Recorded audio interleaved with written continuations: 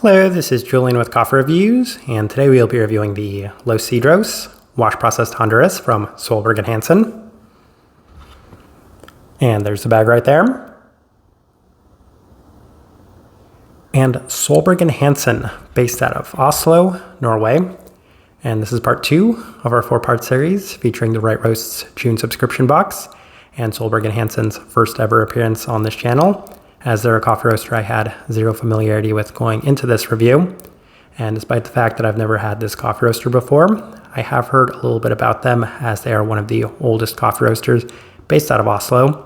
Couple that with the fact that this coffee did place in the Honduran Cup of Excellence, and it definitely caught my interest. So we will see how this one turned out, as this right here is day 37.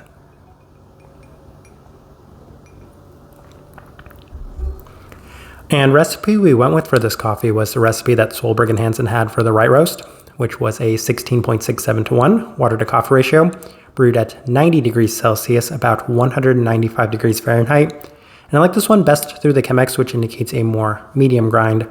Roast profile for this coffee, I honestly didn't know what to expect going into it, but it did turn out a fair bit more developed than I might have expected, given that this is a Nordic-based coffee roaster. I feel like a lot of people would most closely align this with either the lighter side of a true medium or the more developed side of a medium light in terms of that roast profile. As relative to a lot of other Nordic-based coffee roasters, this one did have a little bit more development than one might expect. Maybe not to the same level as some of the Fuglin coffees that we've had, but definitely more developed than some of the other Nordic-based coffee roasters. With that out of the way, let's go ahead and start discussing this coffee.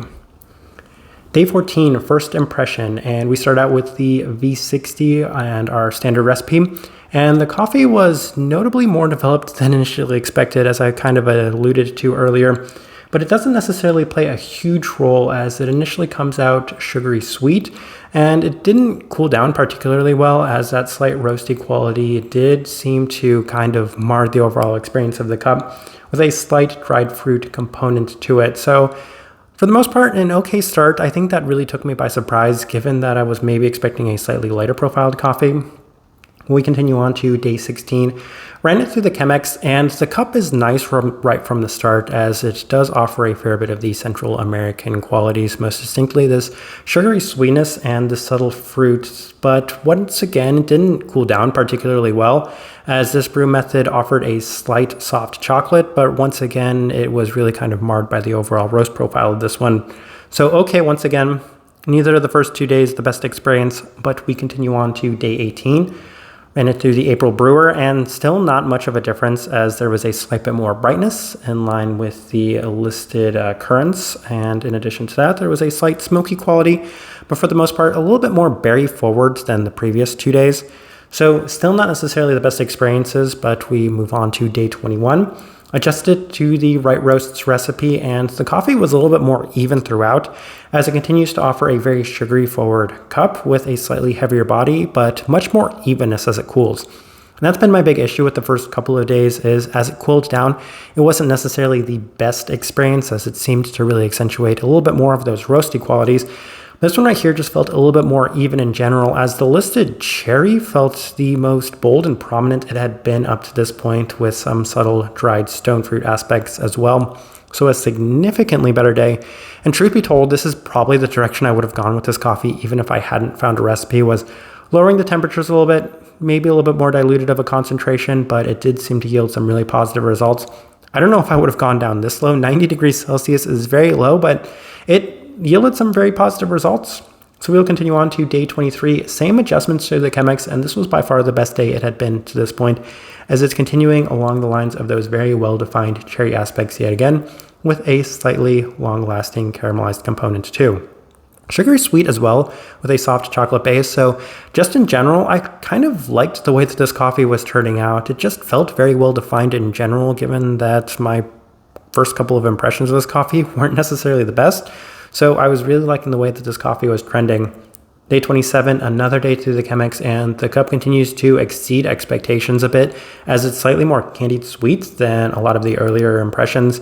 The cherry component continues to remain extremely well defined, with a slightly tart and bitter citric aspect to the cup as well, to complement those more subtle stone fruits. Cherry feels slightly candied and has a sugary sweetness to it as well, a slight spice-like component too. So once again, this was the best day, just kind of an interesting day, really taken aback by just the changes that I've experienced from some, we'll say, significant adjustments to this cup. But we continue on to day 29, same recipe, similar results as the cup continues to remain sugary sweet forward, a little bit more on the slight spice qualities, but plenty of those caramelized and candied sweet aspects yet again. A fair bit of the Honduran characteristics with a slightly subtle fruit quality too. So really enjoying the way that this coffee was trending. And day 33 final notes, and I did attempt one more try with the V60, and it kind of confirmed my belief that the Chemex was my preferred brew method with this one, as it had a little bit more of a generic coffee quality to it, as opposed to this slightly more complex and layered experience I had with the Chemex. So that was kind of interesting to me in general, but we're going to go ahead and transition right into the tasting wheel so you can see what we're getting. We have quite a few level 4s, so let's go ahead and start with the body level 4. That's a very interesting one, and the reason that that's so interesting is because this tasting wheel was made with the Chemex, so given that that did skew very high on the body, I think it just goes to show that this coffee had a fair bit of texture to it right from the start. Maybe the lower side of the level 4, but even then I feel like I really wanted to demonstrate that this one had a fair bit of body and texture to it in general, a little bit more full-bodied of a cup than I might have expected. So level 4 for that. Cleanliness, level 4, and that's one of those things where if I was being really harsh, I could have bumped it down because of the slightly smoky qualities, but with those really heavy adjustments we had made, it actually did seem to clean up this coffee quite a bit. In addition to that, it had a very well-defined profile in general, so level 4 works well for me. Earlier experiences wouldn't have yielded those results, but towards the end, yeah, definitely justified. Finish, level 4. Yes, and I don't think I have too much to say on that. It had a very well-defined and structured finish to it. As I kind of mentioned, it was complex throughout in the sense that you had a fair bit of differentiating fruit components to it. The subtle stone fruit aspects were quite nice. They were something I experienced probably the most in the finish, but there was a slight smoky quality as to be expected with the roast profile of this one. So level 4 seems to work well there. Berry fruit, level 4. Obvious place to put the cherry component within this one. Really surprised at just how well defined it was here as I'm experiencing it on day 37. Once again, I'm still kind of shocked at how well defined it is in this cup. So very nice in that sense. Really enjoyed that part of this coffee. I think I had mentioned earlier that there were some currants, and it's something that they, I believe, have listed on here. So you can see that a fair bit of the berry aspects present within this one. And we have a handful of level 3s. We'll start with the sweetness level 3. This is on the higher side of level 3. And when it comes to Honduran Pacas coffees, I don't necessarily experience the most sweetness from them in general. So having this on the higher side of level 3 is above expectations for this coffee. So I feel like that's actually a pretty good mark in that sense. Acidity, level 3.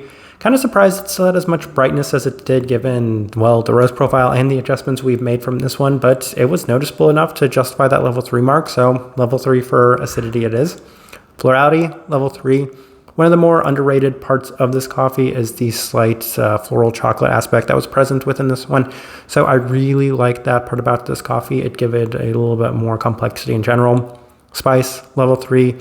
Yes, and I do tend to experience a more herbal spice aspect to Honduran coffees in general, so that also seems to be trending in line with the Honduran experience. That's something I kind of alluded to slightly throughout these notes, is the Honduran-like characteristics that's present within this one, and you're kind of seeing it demonstrated pretty well on this tasting wheel. Citrus fruit, level 3. Yes, I don't think I have too much to say on that. There was a slight bright citric quality to it, and once again, that could have been attributed to the more tart aspects of this one.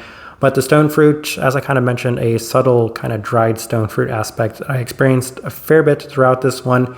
Felt noticeable enough to reach that level 3 mark, as a lot of things did in this tasting wheel, including the chocolate, which there was a soft chocolate base from time to time. Pretty noticeable as well in this cup, hence why it reached a pretty decent level at that level 3 mark, right alongside that caramel at that level 3. Another sweeter component that I experienced from this coffee, and nicely well defined. I was going to say that if you ever have a roast profile of this magnitude, then I am hoping that you will at least achieve some sort of caramelized aspect to it. So level 3 seems to work well there, and as I'm kind of looking through the rest of this tasting wheel, honestly, we have a couple of level 2s, but I don't think that they're necessarily worth discussing. I just think that this is a pretty good representation of what I was getting from this coffee. All right, so my overall thoughts and impressions of this coffee. I feel like I liked this one a little bit more than I should have on paper, given that this isn't particularly my type of coffee for a number of reasons. The first of which being the roast profile of this one, but the second of which being that it is a Honduran Pacas coffee, which typically tends to not necessarily be my favorite coffee in general. But I think I just really appreciated the well-defined profile from this one right at the start, as that really pronounced cherry component. Maybe I should say this. When the cherry component isn't heavy, fermenty, or anything along those lines, then I actually really enjoy it, as cherry is honestly one of my favorite fruits. We've just had so many heavy processed coffees that take it to an overbearing level that I just don't enjoy it in coffee in general. When it comes out a little bit more clean and defined with a sweeter attribute to it as well, then it's something I can enjoy. And I think I just appreciated this coffee for what it was, some nice complexity. And every so often you can have a coffee like this that maybe goes against conventional wisdom, something that you might like, and turns out to be something that you like a little bit more than on paper you should. And that's kind of the case with this one. I think it actually turned out pretty nice in general. Type of person I would suggest this coffee to, I feel like it's along the same lines that I've been discussing throughout, mostly the focus on the well-defined cherry aspect. That's the first place I would start, given that this one had one of the more well-defined cherry coffees that we've reviewed on this channel and quite a bit as well. In addition to that, it did offer some nice complexity in general. You had a lot of the classic Honduran characteristics to it, that chocolate, that slight caramel, and the herbal aspects. All of those were noticeable enough to the point where they did score some relatively decent marks on our tasting wheel.